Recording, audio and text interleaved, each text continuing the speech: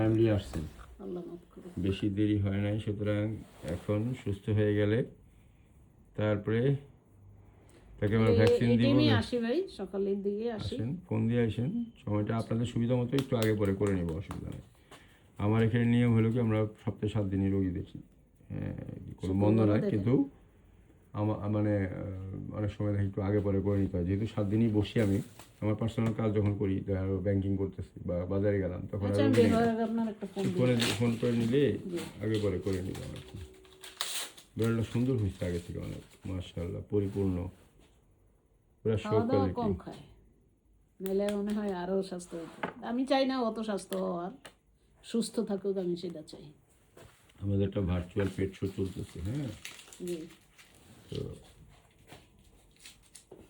তাকে আমাদের নিয়ম হলো এই জানুয়ারি মাস পর্যন্ত যারা আসবে আচ্ছা। তারা ওই শোর আন্ডারে চলে আসবে।